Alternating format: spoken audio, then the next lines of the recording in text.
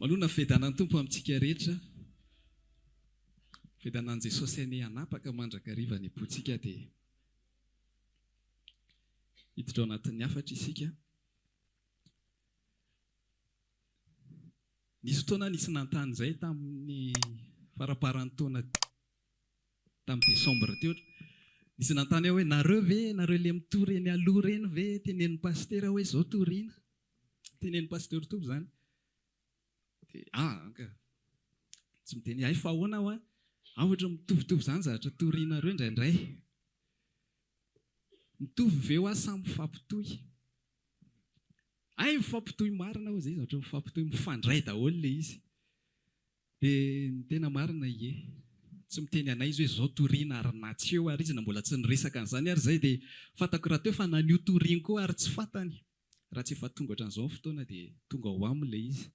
Dia mazava be fa tsy afaka niteny anay zany izy hoe dia zao ny torianareo.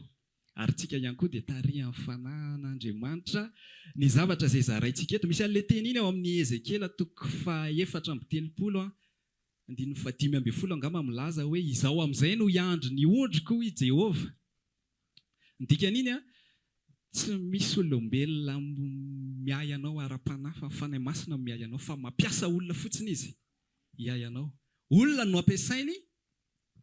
Ohatra hoe mety hoe mpitoroteny, mety hoe zahay fa nareo ihany koa miay anay amin'ny zavatra ijoroanareo vavolombelona, zavatra izay voarainareo amin'i Jesosy. Dia rehefa zarainareo ilay izy dia miay anay koa reny. Zany hoe eto tena Jehova mihitsy mpiay izy mameno teny izay fampizarana androany sy hatramin'izay.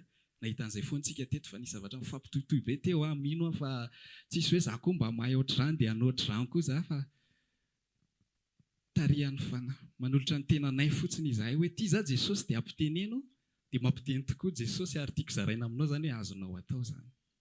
Amen. Dia hitoy anatin'ny hafatra isika mifandraika amin'izay resaka izay ihany rehefa avy eo mandray verset fa mbola tsy handray verset aloha tsika izao.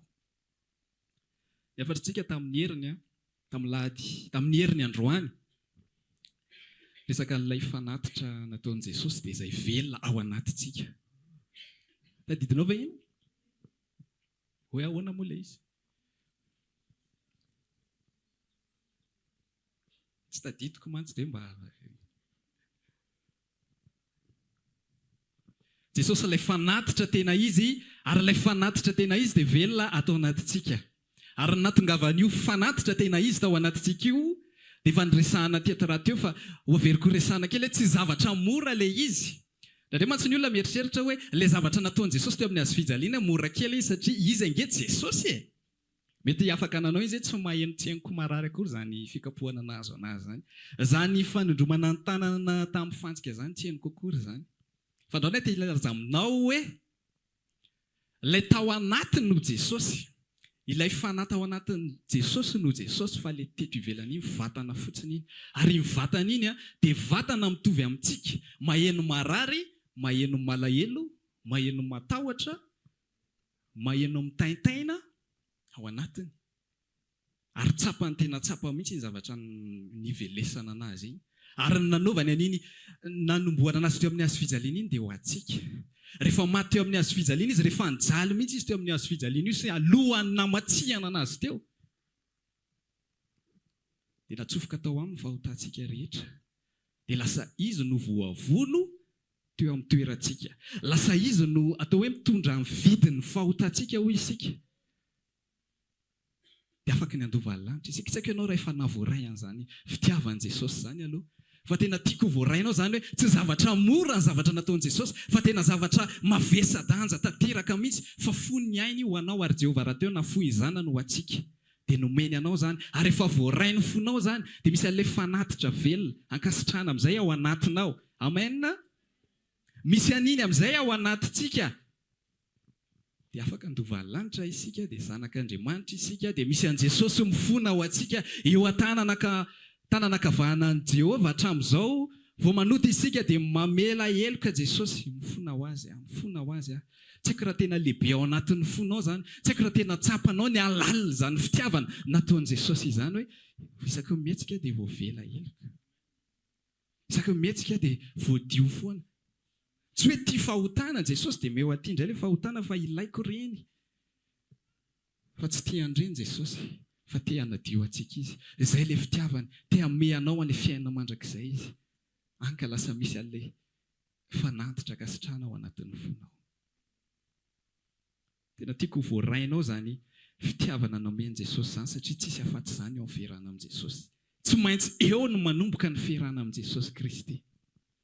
Ao anatin'izany amin'izay arany, ho antsika izay nahavoaray an'izany, raha mbola tsy anatin'izay ianao dia resao mihitsy izy hoe tiako raisiny izany fitiavanao zany Jesosy. Izany ianao nafoy ny ainao ho ahy izany. Ary hatramin'izao ianao dia mbola mifona ho anahako. Raiso zany ankehitriny. Raiso zany fa tsisy dikany ny fiderana ataontsika sy ny fiarahantsika isan-kilady eto raha tsy misy an'izany ao anatin'ny fonao. Raha mbola eritreritra ianao hoe naheno an Jesosy aho mahay manao an'izao dia mba tiako amboamboarina ny fiainana dia izay no mahatonga anahy mandeha nivavaka. Tsy tafiditra lanitra tsika raha izay no ataontsika fa raiso aloha ilay fitiavana. Ho antsika amin'izay ary izay nahavoaray an'izay fitiavana izay. Itoy amin'izay isika. Tamin'ny Paoly nilaza tamin'ny reto olona reto hoe le Jesosy nomboanareo tamin'ny hazo fijaliana iny nge zanak'Andriamanitra dia efa nitsangana izy nitondra fahotantsika rehetra. Dia nanino? Voatsatoka tampony ny rahalahy. Izay le teny ao amin'ny asan'ny apôstôly 2:2 ao. Voatsatoka tampony ny rahalahy. Rehefa voakasika ny fony dia hozy izy ireo hoe ry rahalahy, inona no ataonay? Rehefa reny zany le fitiavan'i Kristy dia hozy amin'izay hoe dia inona amin'izay ary ny ho ataonay e? Fa renay le fitiavan'i Kristy. Tiako hazavaina kely amintsika aloha androany. Ilay hoe voatsatoka moa sa voatsindrona? Voatsindrona tampony ny rahalahy. Hazavaiko kely amintsika aloha. Efa haitsika raha teo atsika izay fampaketo, ho atsika izay mpanaraka koa an'izao hoe tsika saina vatana fanahy. Amina moa zany le teneniko hoe saina. Dia rehefa nanody Adama sy Eva dia niala tao amintsika ilay fanahy. Dia ity amin'ity dia laza aminao androany hoe ity amin'ity le voatsindrona tampony fa tsy le fanahy. Ity momba ny tenantsika ity no tonga saina hoe tena maty ho anaty koa Jesosy. Ilay amina iny voatsindrona iny. Dia avy eo miditra amin'izay ny fanahy masina mihazona antsika mahatonga antsika mbola mino mandraka androany. Fa isika no natao tonga saina hoe tena maty ho anaty koa Jesosy. Raha vao tsy tafiditra ilay fanahy masina dia tsisy dikany. Ohatran'olona maro be rehefa mijery an'ilay filma Passion du Christ iny mantsy no tena hoe natao an'ilay farak'izay tena maratra indrindra Jesosy fa tsy hay moa na mbola plus no iny nahazo azy. Fa iny ny représenter an'izy kokoa. Tsy haiko ny vehitr'o izay na raha hanao an'izay rehefa tonga amin'izay fotoana izay ilay izy fa iny aloha ny tena hoe tondra an'ilay Jesosy ilay tena hoe hita teo hoe naratra izy. Dia maro be tamin'ireo olona ireo ny tafody tamin'ny film iny, mino fa misy an'izay tany. Fa maro be ihany koa no laza hoe ve zao nahazo an Jesosy tena mampalahelo kosa. Tahaka ny ohatran'ny hoe voatsindrona tao am-pony fa ilay sentimen'olombelona fotsiny ary tsy niditra ilay fanahy dia rehefa ela dia adino ihany ilay film. Tsy tadidiny akory ny zavatra iny avy eo. Za nandalo an'izany zavatra izany taloha efa nahita an'iny impira dia jaly be tokoa kay Jesosy. Enjana be. Fa tsy nitondra na inona tampoko ilay izy fa Jesosy mihitsy no namanga foko avy eo dia izay avy voatsindrona tampoko amin'izay dia reko hoe tia anahy Jesosy. Dia teny aminao hoe ity amina ity no voatsindrona dia tonga saina izy hoe maty ho anaty koa kay Jesosy. Dia miditra ilay fanahy mihazona antsika satria tsy mahatana finoana mihitsy isika raha mahatsikaritra an'izany ianao. Tsika vao manota, tsika vao misy zavatra tsy mety any anatin'ny fo dia efa tsy finoana sady ny anaran'izany. Efa very, izay tsika dia efa very indray. Vao eo tsika nahavoaray ny fitiavany dia eo ihany tsika dia very. Fa misy an'ilay fanahy tombo-kase antsika ahafahantsika mandova lanitra sy ahafahantsika ho voadio. Azonao hatreo? Ilay fanahy masina zany mihazona antsika ho tombo-kase ahafahantsika aheno an-tenin'Andriamanitra.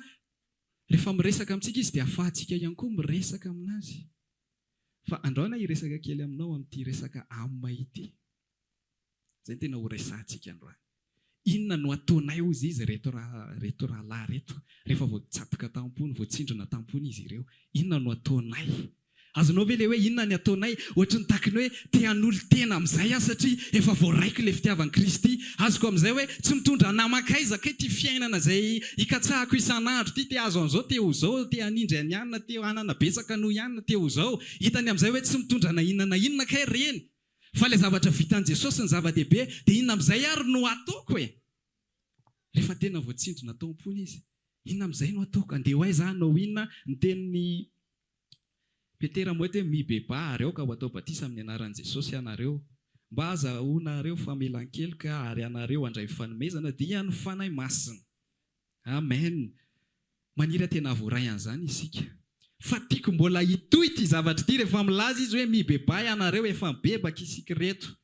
Areo ka atao batisa, efa nisy natao batisa isika. Mba azahoanareo famelan-keloka, efa nahazo famelan-keloka isika. Mba handray fanomezana dia amin'ny fanahy masina, efa nahazo fanahy masina isika. Dia ahoana amin'izay avy eo? Izany androany mbola te hilaza amintsika hoe mbola mitoy ihany izy dia inona no ataonay rehefa efa azonay ireo rehetrarehetra ireo. Anao inona izay? Rehefa nomenanay ireo rehetrarehetra ireo dia anao inona izany izahay avy eo? Maninona izay no nomenandreo zavatra rehetrarehetra ireo? Nomenandreo isika mba andehanantsika hamoa. Tsy anareo no mifidy afa izany no mifidy anareo mba haninona ao izy? Dia nomena équipement isika ahatonga antsika andeha hamoa. Fa tsy petrapetraka fotsiny hoe fa za tena naova ireo rehetrarehetra ireo hoe mibeba ianareo manova batisa dia handray famelan-keloka, handray fanomezana, fanahy masina, raha mipetrapetraka fotsiny amin'izao isika tsy haintsika io. Hoe misy an'io ao anatintsika fa miverina ohatra antsika taloha tamin'ny mbola le fieritreretana an'izao fiainana izao ihany ny fiainantsika. Dia manjary manontany tena hoe za ve tena navoaray an'izy marina fa toatra indraindray ohatra ny reraka ihany. Fa nresahana tetikoa izany tamin'ny larobia hoe misy trosa ao mahatonga ny anao ohatra ny hafahafa iny. Fa inona ny tokony ho ataonay? Inona ny tokony ho ataontsika? Misy tantara kely izay tantaraiko anareo. Nisy olona izany nampiany tao an-tranonay, nampiany ry dadanay. Sahirana zareo dia nampiana dia nampianarina. Dia tafita izy avy eo. Dia rehefa tafita izy dia isan'andro izy te hanome zavatra anay foana ohatrany hoe mba valin'ilay izy. Efa laza hoe tsy valiana fa avelao any rehefa tafita ianao dia izay fa tsy maninona. Dia tsy zaka mihitsy fa te hamaly foana izy. Ty aloha zavatra te hame an'ity rehefa farany tao izay mahazo gisa foana avy any aminy fe giso ao aminay. Dadanay nanao zavatra anazy fa tsy za dia za koa avy eo lasa nomena foana. Dadanareo nanao an'izao ana. Raha tsisy any dadanareo dia tsy ohatr'izao ny fiainako. Ay fa inona nataony dadanay? Tsy fantako akory ilay izy hoe inona. Fa izany zavatra izany maninona ilay olona manao an'izany? Voatsindrina tampony izy tamin'ny zavatra natao aminy.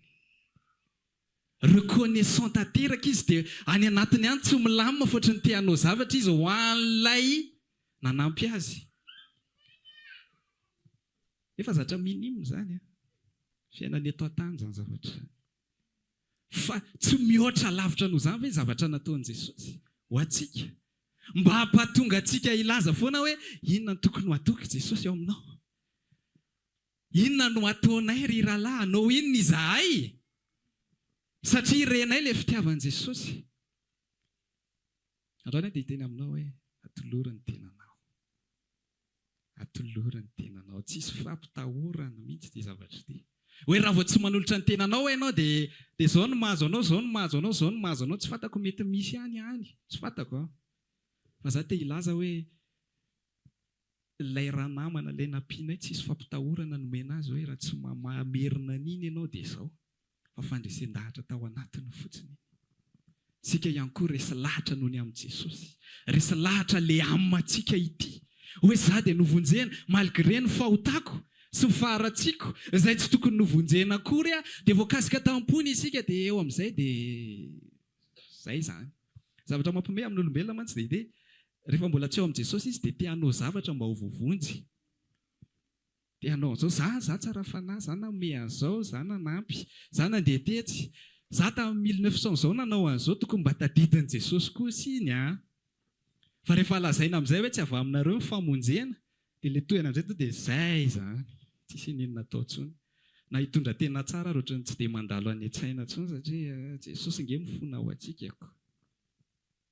Magaga. Samy te hamonjy ny tena fa rehefa voavonjy amin'izay dia voavonjy izany. Fa za milaza aminao fa rehefa tena voarainao tokoa ilay fitiavan'i Jesosy dia misy an'io teny eo anatinao hoe inona no ataonay. Eno mihitsy any anatinao any misy zavatra tianao atao ve ao amin'i Jesosy ao anatiny ao? Renao ve izany?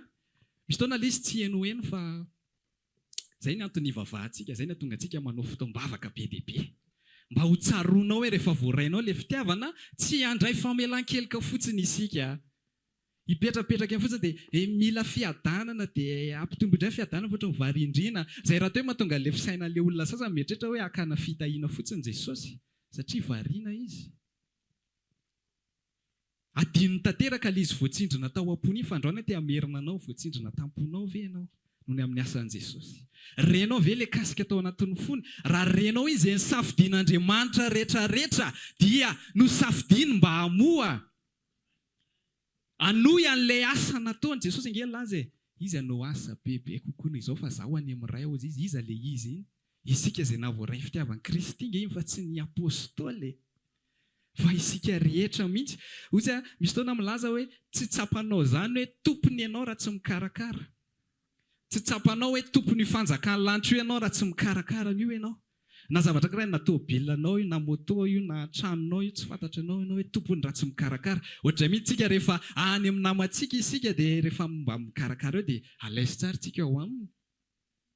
Ohatray koa tsika ato rehefa misy zavatra ataontsika dia manomboka me mahazo aina amin'izay tsika tena tranoko ato, tena ankohonako ato satria mikarakara isika. Raha tianao tena ho tsapa hoe zanak'Andriamanitra andova ny lanitra, rehefa mikarakara ao fanjakana lanitra ianao dia tsapanao am-ponao zany hoe za izy a.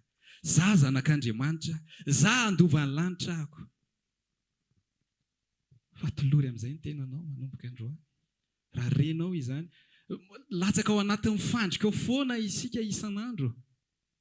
Fandrika any amin'izao fiainan'izao rehefa tsy malala hoe anao intsika inge taloha tsy nalala hoe anao ino eto e. Tsy nalala ninina mihitsy dia avy eo navoray an'i Jesosy nomena fany masina n'olon-tsaina ao antsika hoe anao an'izao ianao. Dia amin'ny voalohany ihany ny ohatran'ny mafana fo fa rehefa avy eo amin'izay ohatran'ny ilay fiainana andavanandro koa rehefa mafiko. Ilay nanao asan'ny tompo rehetrarehetra tato ohatra maty voahenjika daholo. Mbola hiditra amin'izany koa ve nefa tena ny hofa-trano sy ny ekolazy dia efa henjana be, mbola hiampy fanenjehana koa ty tena henjakenjana. Fa ianao nge rehefa voatsindrana tamponao dia nomena hery ho tonga zanak'Andriamanitra e. Dia ho zakanao ny zavatra rehetrarehetra. Amen. Satria ianao andeha araka ny fanahy. Ito isika ao anatin'ilay izy hoe rehefa voatsindrana tamponao ianao dia atolory ny tenanao. Ahoana ilay manolo tena? Io mantsy ilay mieritreritra eny manolo tena dia manolo tena ahoana ny ataoko? Zange efa tonga foana e. Manolo tena dia miainga ao anatin'ny fonao. Hoe ity aho ampiasao. Izay fotsiny. Fa tsy hoe andeha ho ataoko daholo ny zavatra rehetrarehetra amin'ny herin'ny sainao fotsiny. Ny sainao to dia milaza hoe tonga dia ity zany, to dia ity zany, tsy fantatsika ilay izy ka. Tsy fantatsika ilay izy. Fa rehefa pare, rehefa vonona foana ny ao am-ponao hoe ho ampiasaina ako. Dia renao ny tompo miresaka aminao. Raha ataoko ohatra hoe manahy manokana zany zao raha tato tena hoe ataoko vonona fotsiny foko hoe ninona miseho batao ty ataovy an'izao, lasa foantsika. Satria maninona voatsindrana tampoko dia fantako hoe misy zavatra mila tokony ataoko. Batabata zavatra teo tena hoe nanolorako tena izany hoe izay tenenina eo na asa mety manadio na mety asa maloto na maloto hoe mandoto tanana zany tiako tenenina. Na mety zavatra hoe tena mety hoe mba tsaratsara araka ny fahitantsika azy. Nataoko vonona fotsiny foko izay ao hibata ny tao an-tsaiko. Tsy haiko hoe nanina ohatra lasa pastera ny faran'ilay izy. Tsy tao anaty programa mihitsy izany hoe mifanoloran-tenako dia hanao pastera. Tsy le voatsindrana tampony zany dia hoe tonga dia anao misafidy hoe ity ilay izy. Tsy nanantsaina an'izany aho. Na rehefa anantona ry sortianay mbola mieritreritra foana hoe izy ve za? Izy ve za? Efa vita mihitsy iny izay vao tena namangana ny tompo hoe izy ianao. Amen. Misaotra ny tompo hoe hay, ok. Izay vao nanomboka nisy fahatsapana taty anatiko. Fa inona ny aloha lalana? Ilay voatsindrana tampo, manolotra ny tena aloha. Fantatrao ilay izy avy eo hoe atony ny antsoina anakay. Ary tsy izay ihany fa mbola afaka ataoko daholo ny zavatra rehetrarehetra. Ianao zany mila manao zavatra ianao ahafahanao mahita hoe ity ilay izy. Dia ity tsy mety aminahy, tsy haiko manao an'ity zavatra ity. Mila manolotra ny tenanao ianao hoe tsy fantako hoe inona ilay atao fa ity fotsiny ampiasao a Jesosy, resao aho. Resaka an'izay foana tsika tatoato hoe fifandraisana amin'Andriamanitra. Na iny resaka fifandraisana amin'Andriamanitra iny ary ohatran'ny asiako mafy ny tenako amin'ity fa ohatran'ny namperitreritra anay iny hoe le olona voatsindrina tampony mbola mila tenenina hoe mifandraisa mindana mifandray amin'Andriamanitra. Ohatra ny mahavariana ihany ny resaka mbola mila resana foana hoe manana fiainam-bavaka. Ndao tsika hanao ohatry ny magaga ilay izy hoe tena dia marina moa dia na lavalava mihitsy ny serian'iny toriteny iny teo ary zary mbola saika nanohy koa fa novainy tompo tampoka ilay izy. Fa tena tonga saina hoe mbola mila tenenina marina ve isika izay efa voatsindrina tampony hoe andova lanitra ianao dia izay dia mbola mila tenenina dia manana fiainam-bavaka. Ohatran'izao ilay mivavaka ndao tsika hitokana ohatran'izao mbola lasa mila tenenina daholo izany rehetrarehetra izany. Zavatra tokony mandeha ho azy amin'izay izany rehefa navoray an'i Kristy isika. Izay koa mahatonga antsika tsy manery olona hivavaka rehefa fantatsika hoe mbola tsy eo amin'i Jesosy izy. Dia tsy afaka terentsika dia ataovy an'izao dia ataovy an'izao fa ilay fitiavan'i Kristy ihany aloha no mila resahantsika aminy. Dia rehefa tafody izy raha manaraka ny tokony izy dia izay inona no ataonay fa voatsindrina tampony. Dia milaza aminao hoe mila mifandray aminy isika. Isika izany manolo tena isan'andro hoe ity ampiasao na inona na inona. Ndao tsika tsy hisafidy hoe le ohatrohatran'izao no tiako. Za koa vehivavy ohatra dia niohako ohatran'izao dia ohatrohatr'izao no tiako fa za tsy mety amiko ilay izao. Satria fantako fa na izany ary maro amintsika no te hafantatra hoe inona ny antom-pisika eo amin'izao fiainana izao. Niantsoina ho inona, hanao inona ary izany za. Fa tsy fantako angely izy e. Tena tsisy mahalala tokoa angely izy fa mila manolotra ny tenantsika fotsiny isika. Hoe ity Jesosy ampiasao. Za vao fo maraina tena milaza an'izany mihitsy hoe tsy fantako hoe hanao inona fa ity ny tenako. Misy fotoana nasaina nitarika fotoana teto ilay tany voalohany iny hitanareo fa menamenatra be, miafiafy be satria nanino tsy fantako hoe tokony hanao an'izany fa dia nanolotra tena fotsiny dia tonga dia noentin'ny tompo azy teo dia ilaina kely izy fa isety atao hitory-teny any ariana dia mila mba mizatra olona kely aloha. Fa za tsy nanolotra ny tenako hoe za no mpitarika. Tsy nanolotra ny tenako fa nanolotra ny tenako ho ampiasain'ny tompo fotsiny. Dia tonga ho azy ny zavatra rehetrarehetra. Araka ny efa niteneniko teo tsy nanolotra ny tenako hanao pastera fa nanolotra ny tenako ho an'i Kristy dia mandeha ho azy ny zavatra rehetrarehetra mitarika amin'izay izy. Andao na te hilaza aminao atoloro fotsiny momba ny tenanao. Atoloro fotsiny momba ny tenanao ity Jesosy vavaka fotsiny izany. Tsy misy ezaky ny teny io. Asiako ohatra anankiray nisy fotoana izany izay taloha. Izay moa ilay olona mpijorojoro ireny nataonay tany amin'ny 14, 15, 16. Ilay olona hitanareo ilay bandibandy tsisy atao ireny dia mijorojoro eo amin'ny eny an-tanàna. Tsy haiko raha misy an'ireny eny an-tanànanareo. Ohatran'ireny tsisy any Besarety. Nanao ohatr'ireny taloha. Dia miteritendry gitara dia mijerijery mpandalo dia raha lasitraka koa nanao kay. Dia hoe ahoana moa ilay vehivavy tamin'iny izy. Sady efa ririnina ny andro izao dia mety tsara ity zatra ho azavaiko anao ity. Tsisy atao izany izay fa mijorojoro eny fotsiny. Dia rehefa ririnina ohatran'izao izay dia mangatsiaka ny andro. Dia vao me hariva izany ny andro dia lasa misy party sisa azon'ny masoandro. Dia mikisaka eny amin'izay misy masoandro indray aloha. Dia farany tonga lavitra be ihany izany ianao mikisaka na miakatra toerana ambonimbony fa midina ilay masoandro. Dia rehefa tonga eo amin'ilay masoandro ianao dia mafana. Dia mafana ianao dia izay. Inona no tiana tongavana anatin'ilay izy? Raha mangatsiaka ianao satria mangatsiaka izany izay matoa izay te hitan'andro. Vizaka be ianao arerin'ny tenanao hoe mangatsiaka ianao dia hanao an'ilay ohatr'izao ireny mba hafana. Izay izany lezaky ny tenanao. Eo ianao izany hanao échauffement sa iny sady reraka ianao rehefa mijany iny avy eo dia afaka indray ilay mafana verina mangatsiaka indray. Fa inona ny zavatra atao? Natolotro fotsiny ny tenako ho eo amin'ilay masoandro dia mafana ho azy. Azonao ve? Natolotro fotsiny ny tenako eo amin'ilay masoandro dia mafana ho azy. Ohatran'izay zavatra tiako tenenina anao. Nofo sy ny fanahy mifanohatra ary tsy hainy nofo ny asan'i Kristy. Izay mahatonga antsika milaza hoe ilay amina izany ilay nofo eo.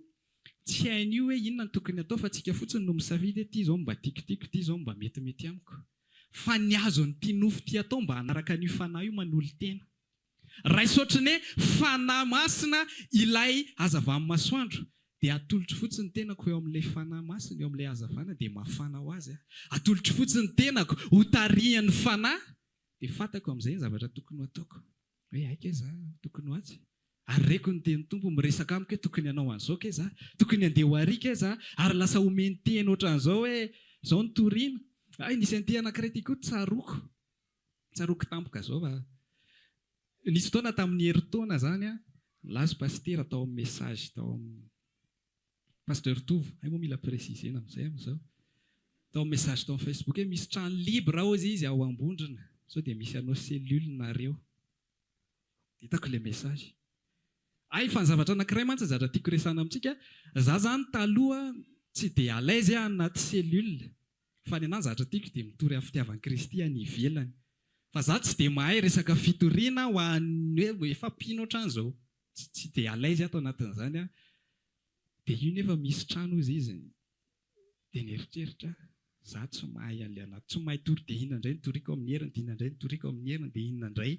Fa raha fitiavan'i Kristy foana no resahako eo, ho leo angamba izay olona hoe eny efa azonay amin'izay ilay izy fa mba ho voazavatra hafa. Tsy nentina natory teny hafa mihitsy aho anatin'ny formation anay ary tamin'izay première année fa deuxième année avy nanomboka nahazo zavatra hafa. Fa première année mitovy foana ny tory teniko tao fa verset fotsiny miova. Dia teo amin'izay aho nieritreritra, ahoana ity? Atolotry ve ny tenako? Zavatra tsy haiko amin'io ilay izy a. Andeha hanao cellule zany, en plus za efa manana cellule iray miaraka amin'ny raha lasitraka. Izay efa galère be foana amiko rehefa toriko mitory teny, tsy manana teny hafa afa-tsy hoe Jesosy tianao tondra fahotanao rehetra. Mbola izay ihany ve no averiko ato. Tsiriritra mihitsy mijery andiry zareo zalahy sy ry zavavy reto ao amin'ny devoirany, tena mahita resana rangahy ry zareo, za tena tsy hitako mihitsy izay resana, tsy mahita zavatra mihitsy aho ho tenenina. Atao anatin'izay ho izay hoe atolotry ny tenako. Rehefa mety dia mety, rehefa tsy mety dia hitako hoe tsy natao anaty koa kay ity, dia miala fotsiny avy eo. Avy eo nandeha, kay pasteur Manatsoa efa nandefa message. Niaraka zany ilay message anay hoe haka ilay izy a, iny koa pasteur Jemima kay a, ho izay or zany ry zalahy aloha dia za avelako ataon'ny zareo ilay izy fa za mba mody hitaritarika fotoana eo navavaka rehefa amin'ny farana fotsiny. Fa rehefa tonga tao a, reko amin'izay ny tompo hoe mitory se. Tory fototra indray aho zany, tsy fototra ka, fa nomeny zavatra hafa amin'izay a. Inona zavatra tiako tenenanao? Manolotra tena fotsiny na hozy ary ianao hoe tsy mety amiko ity, tsy tiako ity, tsy haiko ity, atoloro fotsiny aloha ny tenanao dia henao ihany tena tsy mety marina ity a, na tena mety amiko kay ity fa lasa nisy fiovana be aho vao tato. Ahoana moa ilay hoe manana fanomezam-pahasoavana iray dia naninona moa ilay izy avy eo? Talenta. Hitanareo ohatran'ny lasa mitombo ilay izy rehefa manolotra ny tenanao ianao fa rozy ianao hoe za eto fotsiny, za tsy hanao cellule raha izay raha tato an-tsaiko dia izay, za tsy hanao cellule izany, za tsy hitondra teny ao anaty fiangonana izany. Fa izay ilay manao échauffement zao izay, ilay sainao, ilay te hanolotra ny teny ianao dia tonga dia manao zavatra hoe satria fa ity mety amiko dia ity mety amiko, ilay sainao no miteny. Fa ny tenin'ny fanahy masina, ny tenin'i Jesosy ho anao tsy fantatrao raha tsy miditra amin'ilay zavatra anankiray mihitsy aloha ianao hoe ataoko aloha ity zavatra ity, hitako hoe tena ato tokoa ny etsonana. Ohatrany hoe nety daholo izay nidirako ao fahitanareo azy, lasa pasteur, lasa zao, lasa nety indray ilay mitondra cellule. Fa nisy zavatra hitako tao hoe fa ity iray ity nataoko tsy mety amiko kay ity. Tsy haiko ilay izy, ary tsy mavokatra ao anatin'ilay izy. Tsisy olona voataona rehefa manao an'ity a. Ahoana nahafantarako hoe tsy mavokatra ao anatin'ity raha tsy nataoko aloha ilay izy, raha tsy manolo tena aloha zahako. Izay tena tiako resana aminao androany hoe atoloro mihitsy momba ny tenanao dia andeha amin'ny antom-pisianao anao dia tsy manana heringa eny olona manao asan'ny tompo e. Rehefa mijery amin'ireto ilay lazaintsika teo hoe voahentsika daholo izy rehetrarehetra, novonoina daholo izy rehetrarehetra, tena na miainga tamin'i Jesosy ary. Nareo ve tsy nieritreritra hoe mba nitaintaina ihany Jesosy hoe androany ilay andro hamatsihana ana. Amin'ny maizy mifono nofo iny, mifono vatantenan'olombelona iny, teny anao fa nisy tao. Fa nanina izy nanana hery satria irak'Andriamanitra, iraky ny fanahy masina ny zavatra nataony dia zakan'ilay izy. Ary ianao ihany koa rehefa anao ny asan'i Kristy, zakanao io. Rehefa renao fa Jesosy no manosika anao hoe ato ianao no mandeha, ka oka ianao tsy atahotra, fa atoloro fotsiny tenanao hoe ity Jesosy ampiasao aho. Satria voatsindrina tampoko aho. Reko ilay fitiavanao Jesosy, anao inona? Inona no tokony ataonay? Atoloro ny tenanao. Indraindray diso ilay fanoloran-tenantsika to dia tsika no misafidy, tena tiako azonao mihitsy zany hoe tsy tsika no misafidy ka atao vonona fotsiny ny any anatinao any ho ampiasaina, maly tany Tomasina. efa le andeha ho any amin'le fotoana mihitsy mbola tsy fantako ihany hoe inona ny toriana. Raha ny saiko fotsiny dia zany efa hitako le ohatran'izao andeha averiko le ohatran'izao. Fa hozy izy hoe mbola le saiko izany miteny izany fa aiza le teny fanahy hoe inona ny tokony ho toriana. Ary tsy rehefa any Toamasina ihany fa na tany Antsirabe ary na selulonay Zoma eto ary fanoloran-tena daholo. Fanoloran-tena daholo dia ianao amin'izay tompo manome rehefa vonona zany ianao anatinao ho ampiasain'Andriamanitra, ho ampiasain'ny fanahy masina dia manome amin'izay izy hoe ity ary raha vonona ianao amin'ilay tsy fantatrao hoe inona, amin'ilay tsy le metimety aminao ny ataonao fa vonona fotsiny ianao ho ahy noho ny amin'ny zavatra nataoko anao, noho ny amin'ilay fitiavana nomeko anao dia vonona ianao. Ity ary hoentina. Efa hiditra amin'ilay varavaran'ilay CEG mihitsy izay vao fa ohatra mbola tsy haiko iny zavatra iny fa ndraso vakiako vetivety dia vakiako ilay verset dia io izany. Dia torianao ilay izy dia renao na any indray-pamaky na aiza rehefa mitory izay dia izy olona tena mifanandrify be amin'ny fiainanay mihitsy fa fiainan'ny olona nefa tsy fantatray hoe ay izany ny ainanareo. Fa ilay fanan'Andriamanitra mahafantatra. Fa raha ianao mieritreritra fotsiny dia reto olona reto mety mbola tsy mahay an'ilay izao fa andao izao ny atao. Fa ny fanahy masina mahalala anazy, mahafantatra anazy. Dia hoentiny fotsiny ilay izy, hoentinao hoe ty hoentinao fa ty ny ilain'ireo. Moa tsy izany foana ve ny ainantsika eto hoe. Izay nge lazaiko hoe izao amin'izay ny andro ny ondriko i Jehovah dia izay mitondra an'ilay teny fotsiny. Ampitondray ny tompo an'ilay teny fotsiny izay dia mifampizara tsy haika zavatra iainantsika ao anatin'izany na tsy ny androany ihany ary fa ao anatin'ny fanoloran-tena. Maro be tamintsika nilaza tamiko tamin'ilay toroteniko indray mandeha ry izay tsy hay ilay izy fa avy amin'ny fanahy masina. Inona moa ilay andresahako iny? Raha tsy hatsangana maty dia na Jesosy ary tsy hatsangana. Maro be nandefa mesazy hoe tsara be ilay izy. Fa aiza moa fomba ahitako an'ireny zavatra ireny raha tsy manolo tena ary tsy zarery. Fa ny zavatra nakasika anao ny toriany reto rahalahy reto. Fanoloran-tena fotsiny dia mampiasa anao ny tompo. Ahoana ilay fanoloran-tena? Makeo amin'ilay masoandro fotsiny ianao. Ity dia manafana anao ilay masoandro. Afanain'ilay masoandro ianao. Fa tsy ianao no misaina be hoe ampiko akanjo ngambo ity dia hanao échauffement eto sady reraka ianao rehefa vita iny mangatsiaka ihany ianao avy eo. Fa makeo amin'ny masoandro fotsiny tsika. Afaka ataonao famadika amin'izay ihany koa. Raha mafana be ianao dia makeny amin'ny malomaloka fotsiny ianao dia efa mangatsiatsika. Sa tsy izay? Fanoloran-tena fotsiny ny andrasana amintsika. Eto izany izy tena ohatrany hoe hafa be mihitsy ilay ao amin'i Jesosy hoe ny olona te handeha amin'ny herin'ny tenany mba hamonjena azy. Fa ny antsika tonga dia vonjen'i Jesosy fotsiny isika comme ça. Tsy haintsika akory hoe avaiza za manokana tsy nalala akory hoe aiketo izany mila vonjena. Ny ankamaroany sasany amintsika mantsy misy efa mba naheno an'izany filazantsara izany dia avy eo hoe izay fa azoko amin'izay ilay izy efa quelque temps taty aoriana. Fa za tsy nalala na inona dia izany tena mahakasika amin'ny foko hoe za amin'io sady tsy mahalala n'inona mbola kasihanao ihany Jesosy fa ahoana ary izany. Izay mahatonga ilay aty anaty tena manosika be ilay voatsidra tao am-pony hoe inona ary no ataoko amin'izay. Fa efa voakasika ao ny foko. Anao inona amin'izay ary eto amin'izao fiainana izao andeha ho aiza. Ny angan'ilay izy voalohany dia nahita an'ity ankohonan'ity. Dia tonga teto dia mbola tsy nieritreritra mihitsy anao inona fa mpivavaka tsotra andeha hivavaka ohatran'olona rehetra ny tato an-tsaiko tany Besarety. Nandeha tiako tena zany le fahazotoanao le hoe hanolo tena apetrao ao foana mandra-pahitanao an'izy. Na zay range hatramin'izao hoe pastera fa pastera anao iny izay sy andeha ho aiza mbola tsy hainay ihany. Mbola mitohy izay manolo tena mandrakity ny androany mbola ampiasao ihany. Sao dia mbola hitohy zavatra hafa na hoentinao aiza izahay na inona ny teny tokony hoentina indray amin'ireto vahoaka mino anao reto na ho anay ihany koa ary moa izany. Fa androany tena tia laza aminao tsy teny ho ana pastera izany. Tamin'ilay sortie de promotion anay iny dia izay moa niaraka fianakaviana ny après-midi dia nitory tao amin'izareo dia nipozin'izareo ohatrany hoe seny teo pastera dia raiso izany Jesosy izaniko. Ohatrany hoe ho ana pastera ihany izany tokony miasa sy tokony manao zavatra ao amin'ny tompo fahitan'olona azy. Fa androany te hilaza aminao averiko hatrany izy. Raha tsy karakarainao io tsy fantatrao hoe tompony ianao.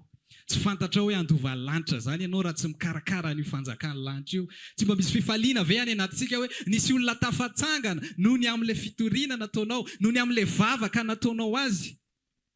Na noho ilay fitondran-tena izany koa zavatra mandeha ho azy izany rehefa tsara fifandraisana aminy isika. Tsy mila tenenina intsony aza manao an'izao, tsy mety izao mba mahalala menatra mba manaova an'izao. Hoe efa amin'i Jesosy ve nareo dia mbola manao an'izao ihany hatramin'izao. fa isika mihitsy na ho an'olo tena ray aloha ifandray aminy dia hoeninao izy hoe hitondranao aiza ary renao fanovany anao ao anatinao hoe ary za lasa tsy te hanao an'izao tsony ohatra tsy nila ny tenenina tsony ary na mbola tsy azoko ary le ohatran'izao ohatra mety rehefa tsara fifandraisana nge isika voaretsika zany hoe mety ihany na tsy manana an'ity ary nisy taona tamin'ny larobia nitory an'izay larobia hariva nisy nandeha nitoriky izay hoe le zao tontolo zao mihitsy no nanamboatra ny saintsika hoe fandeha amin'ny fiainan'olombelona dia teraka zany ianao dia melehibe ianao dia mianatra ianao dia tsara asa ianao dia miasa ianao dia manambady ianao dia miteraka ianao dia avy eo ianao miteraka koa ny zanakao dia mitaizataiza ny zareo ianao dia maty ianao avy eo dia izay ny fiainan'olombelona dia mandeha amin'izay tsika mieritreritra hoe dia rehefa tsy izay ny fiainanao dia rahaty zany ianao olona tsy nety ny fiainanao fa tsy nitovy an'izy rehetrarehetra toa izay toa tsy nahazo an'izany toa ry zareo toa manana an'izy tsy nety zany ny fiainanay andao ny tena te hilaza aminao mihitsy hoe tsy izany ny fiainany zanak'Andriamanitra fa ny fiainany zanak'Andriamanitra dia tsy fantako koa hoe inona fantarian'ny fanahy ianao dia fantatrao ilay izy hoe inona za zany tsy afaka hiteny anao fa ny fiainany zanak'Andriamanitra dia lasa ohatran'izao dia lasa ohatran'izao tsy za tsy mahafantatra fa raha tianao fantatrao hoe ho atao inona ianao sy ho ampiasaina amin'inona atoloran'ny tenanao ho tarian'ny fanahy masina amin'izay manomboka androany atoloran'ny tenanao hanina fifandraisana misy kokoa aminy ndraindray mantsy ho alizy ohatra ny lasa hafahafa zany hoe mba hahafantarako hoe fa maninona misy olana dia andeha hifandray amin'ny tompo aloha za dia fantako hoe maninona ay izay ke nydika an'ity ay dia tapaka indray aloha ny fifandraisana ohatra ny hafahafa ihany ange zany raha tena voatsindrina tamponao tokoa ianao hoe ny antony ifandraisako aminy mba hahafantarako hoe fa maninona ny tratran'ity problème ity efa nitratra an'izany ve nareo ohatra ny hafahafa ihany zany hoe noho le fiainako kely ato dia ndao ary aloha ifandray aminy dia hita eo rehefa avy eo hoe ay izay ny antony raha ohatra izay foana nanovantsika azy dia rehefa hita ilay izy avy eo takony ohatran'ilay nahazo fitahiny ireny dia adiny indray iny aloha dia andray iny aloha fa androany tena te hilaza aminao mihitsy hoe isan'andro atoloran'ny tenanao hoe tia anao iny tsy fantako fa tia fotsiny ampiasao tsy haiko hoe inona fa ampiasao fotsiny arak'izay itiavanao azy indraindray mety tsy atao am-piangonana anie ilay izy tsika indraindray ohatra ny hoe te hanao zavatra ato te hanao an'izao ato indraindray mety tsy atony ampiasain'ny tompo anao dia hoentiny any amin'ny lalan'afy ianao any ivela mety any ampiasana dia ireto tsy mety reto iverina za tsy hanao na koa hoe reto mbola tsy eo amin'ny tompo reto forseko reto tsy maintsy tafiditra reto mety tsy tsika ny tokony hanao an'izany an'izy ireo faoka fotsiny fonao vonina mandrakariva ho an'i Jesosy na andro inona na amin'ny firy tia Jesosy ka sioa voaiko anao ny foko dia anjakao tokony ho aiza nisy an'ilay tenyity anankiray hoy Jesosy hoe za andeha dia ho avy ny fanahy masina ampianatra anareo dia ay mahafinaritra be eny malahelo an' Jesosy ihany aloha hoe lasa zany Jesosy fa eny efa me fanahy masina honiko fa zao ilay zavatra misy ao anatin'iny tsika mila mitrandraka amin'izay rehefa famonjena tsy avy amintsika fa soavana namonjena anareo ary tsy avy aminareo izany amen fa nitoy amin'ny fiainantsika ataontsika tsy atoritory hoe mandeha ho azy io fa misy zavatra amin'izay ataontsika niakatra Jesosy inona dikan'ilay Jesosy nandeha niakatra iny amin'izay hoe lasa dia ameko fanahy masinareo avy eo hampatsiaro anareo ny zavatra nampianariko anareo rehetrarehetra sy izay tolotsaina rehetrarehetra satria ny antony tamin'ny Jesosy mbola teo tsy mitratra ninina mihitsy ry zareo fa Jesosy foana no miteny hoe ndao tsika hanao an'izao danonareo makary ndao tsika hanao an'izao ndao andeha ary ndana ataovy avatsy le arato ataovy an'izao tsy misy faleovan-tena mihitsy tao anatintsika olombelona tao anatin'ny zareo raha vao mbola teo Jesosy izay mahatonga hoy Jesosy hoe tsy maintsy mandeha amin'izay rehefa voarainareo io famonjena io dia nareo amin'izay no mitrandraka le fanahy ampianatra anareo izy fa ianao ve manaiky ampianaran'le fanahy le amin'ny manao voatsindrina tampony io manaiky venao ho tariana manaiky venao hieno anazy manaiky venao hifandray aminy eo amin'izay zany izy miandry an'i Jesosy fotsiny tamin'ilay mbola teo Jesosy ay dia ahoana indray Jesosy hoaizy ary ianao tsy hitahita foana fa Jesosy mifandray amin'ny tompo any an-tendrombohitra zany ohatra ny tokony raisitsika mihitsy zany Jesosy izao arany mitokam-bavaka ho amin'ny Jehova isika mila tenenina foana isan'andro isika asiko mafy mihitsy ny tenako ao anatin'izany fa tsy hoe ianao ny resahako mila patsehivina foana hoe manana fifandraisana amin'ny tompo ahy ianao. Menatra ihany hoe za le voatsindrina tampo moa mila tenenina an'izany. Olona le nampiny le dadanay taloha tamin'izany hatramin'izao mbola raha hita moa misy zaza efa niteraka angambany dia hoe ay zanak'isay koa meko an'ity angamba nidina any foana le izy. Fa maika fa tsika andova lanitra izy. Dia toizako le izy rehefa lasa amin'izay Jesosy dia tonga le fanahy masina dia eo zareo hitanareo niandriandry teo fotsiny lehilahy Galiliana le Jesosy hitanareo nge mbola ife. Hitanareo tonga dia tsisy alety sy hitan'izareo tsony izay atao tapitra. Hoe lasa Jesosy dia inona zany ny atao? Fa isika amin'izay no mila mitrandraka hampiasa n'io fanahy nomeny Jesosy io. Rehefa le miteny izy hoe ianareo handray mifanomezana dia mifanahy masina. Ao anatintsika mifanahy masina oke. Fa ho ampiasaintsika ve ilay fanahy masina? Manaiky ve tsika ho tarihan'ilay fanahy masina? Manaiky ve tsika hanolo tena hatrany hoe ity ao fanahy masina tarito ahako? Fa raha vao tsy manao an'izay tsika dia mandeha ho azy mifanohatra izy roroa ilay nofo sy ilay fanahy io zany dia mandeha ho azy tarihan'ny filatsika foana isika. Mandeha ho azy io tsy mila teneninao io na tsy mila resadresahana sy atao inona fa to dia mandeha ho azy. Vao tsy tarihan'ny fanahy ny olona dia tarihan'ny filanofo foana izy. Na inona io na endrika inona liza na endrika inona. Dia aveo tsika gaga fa maninona ary ny ohatran'izao ny fiainako. Latsaka atao amin'ity satria ianao nitarihan'ny filanao dia latsaka tany ianao dia ndao amin'izay ary aloha ifandray amin'ny tompo mba ho fantarina hoe fa naninona ny latsaka atao. Fa tonga anao latsaka atao nitarihan'ny filanao ianao. Fa raha efa tarihan'ny fanahy ianao mbola latsaka anaty problema mety tsy anontany amin'ny tompo akory ianao fa maninona ny tratran'izao. Fa tonga dia fantatrao hoe ay izao mihitsy ny lalana zany. Ary mbola manana hery ianao ao anatin'izany satria efa ekipen'ilay fanahy masina. Azonao ve? Azontsika ve ilay izy hoe natonga Jesosy nalefa mba ahafahantsika hitrandraka amin'izay. Ilay famonjena no tsy vitantsika. Fa ny ambon'izay vitantsika amin'izay. Afaka ataontsika. Ary tsy ho reraka ary ianao fa ilay zavatra ataontsika amin'io manolo tena fotsiny. Zange mahatsara an' Jesosy manolo tena fotsiny tsika fa tsy maintsy izao, tsy maintsy mananjaka be, tsy maintsy izao fa manolo tena ianao. Ho eo amin'ilay masoandro, manolo tena ianao. Ho tarihan'ny fanahy dia hanana hery ianao amin'ny lafin-javatra rehetrarehetra. Ary rehefa maheno ny tenin'i Kristy ianao dia misy fifaliana ao anatinao, misy hery ao anatinao. Tsy rarahianao intsony izay zavatra namovy ve tsy ohatr' izany tsika tamin'ny vao navoray amin'ny fitiavan'i Kristy ohatran'ny tsisy ny rarahiana intsony zavatra mahazo tsy maninona ohatran'ny tsy haiko fa aly be fotsiny aho zany hoe misy zavatra atao anatiko. Fa iny sensation-nao iny mbola afaka miverina iny raha tsara fifandraisana aminy ianao. Raha mbola tarihan'ny fanahy ianao dia mbola ao foana iny isan'andro iny ao foana. Fa raha vao tsy dia ohatr'izay tsika dia maximum mety eo amin'ny 3 taona eo iny fiadanana be ao anatin'ny fonao iny mihenonao. Rehefa tapitra ny 3 taona ny sasany mety 3 taona. Fa rehefa tapitra ny 3 taona iny tsy henonao intsony ilay izy. Dia eo amin'izay hoe maninona ary aho? Maninona ary aho? Mbola nisy efe be ilay voatsindrina tampony dia rehefa afaka amin'izay ilay fianiny dia tsika amin'izay mila mitrandraka mba ho voatsindrina foana ianao isan'andro, isan'andro. Mba ho tsaronao foana hoe ianao ny lafidy nividian'i Jesosy ianao, andova lanitra ianao, ny ahafantaranao fa tena andova lanitra ianao rehefa mikarakara azy. Ny olona tsy eo amin'i Jesosy ange rehefa ampanaovina asan'ny tompo dia reraka izy. Mandreraka be ilay izy ka. Toa ohatran'ny tsy hitako hoe makaiza satria tsy reny hoe hanaza ilay fanjakana.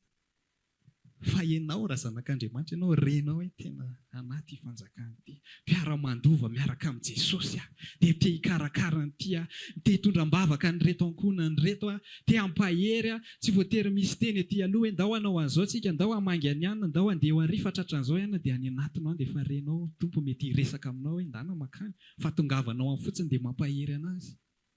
Possible zany fa aza mieritreritra foana ianao hoe tsy maintsy hitory-teny zany ny efa rako ity. Tena tsy voatery izay ilay izy. Raha hitory-teny daholo tsika dia ahoana zany? Tsy miantsony. Fa izay izao mety hoe izay mitory-teny fa misy zavatra any aminareo tena ilainay, mampahery anay. Izaho amin'izay ny andro ny ondriko i Jehovah satria ny mpiandry amin'ny vahoaka an'i Jehovah taloha tsy nety ny zavatra nataony zareo. Dia izaho amin'izay no hiandry ny ondriko. Fomba fiandrasan'i Jehovah ny ondrany. Mampiasa olona izy, te hampiasa anao izy. Fampiandry ange isika, fampiankina isika. Azonao ve zany? Tsisy mandeha rery zany hoe matanjaka rery zany. fa mifameno daholo tsika rehetrarehetra reo. Okay, anao tsy heritreritra hoe ho anareo toritoritendreo ihany zany. Fa ao koa misy fanahy mahery ange. Ary mety hafa mihitsy ny fiasan'io a. Zay mety hitoriteny firy taona zay hitoriteny eto foana fa mety olona roa ny tafody. Fa ianao mety fitondrateny indray mandeha fotsiny dia olona maro be ny tafody. Azonao ve zany? Tsy haintsika ange zany fa aiza ny ahitantsika an'izany manolo tena ianao ampiasain'ilay fanahy makanisy eo amin'ilay masoandro dia mafana ho azy ianao. Tsy mila manao ezaka be. Dia hitanao hoe arika izany tokony andeha. Izao ke ny tokony ho ataoko. Andao tena te hilaza aminao resao indray ny ao anatinao, voatsindrona tamponao ve ianao? Rehefa voatsindrona tamponao ianao noho ny amin'ilay fitiavan'i Jesosy, nanolotra ny aina ho anao. Nanolotra izy aloha amin'ny fitiavana. Dia avy amintsika indray no manolotra. Ianao na tsy hanao aninino amin'ny tompo ary voavonjy foana ianao. Fa te hilaza hoe reraka ianao. Hoy izy pasteur Jimmy hoe satria misy trosa ao anaty. Dia reraka tsika rehefa tsy manao an'ilay izy. Na ry izany mahazo anazy zany. Misy zavatra hafa atao anatiko izany fa maninona ary aho? Satria maninona? Te hiasa ilay fanahy nomenanao. Nomena fanahy ianao dia te hiasa izy dia misesika izy hoe hoaiza ary tsika izany, hoaiza ary tsika izany. Raha niakatra Jesosy dia nomena fanahy isika. Tsy niankina tamin'i Jesosy intsony ny apôstôly dia isika ihany koa. Ianao ihany koa. Okay, ianao tsy hiankina amin'olombelona. Hoe reto ohatry ny mahay mitory an'ilay ohatrao, reto ohatry ny mahay an'ilay dia hiankina amin'olombelona leto ianao. Fa miankina amin'i Jesosy. Miankina amin'ilay fanahy ao anatinao. Atolory fotsiny momba ny tenanao. Atao tsika hitsangana ao anatin'izany teny izany.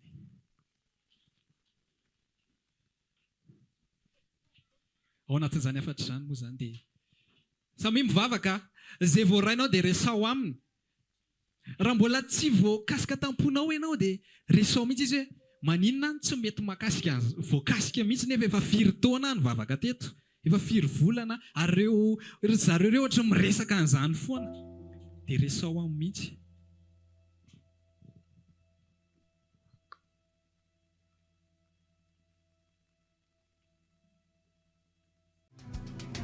Raha maniry ary hivavaka aminay ianao dia tongava ary isaky ny alahady amin'ny 7 ora sasany, ny talata amin'ny 12 ora sasany, ny alarobia amin'ny 12 ora, eny Antsahamanitra 100 metatra ambany fijerena fety, trano Gribege amin'ny ankavian-dalana. Tongava soa tompoko.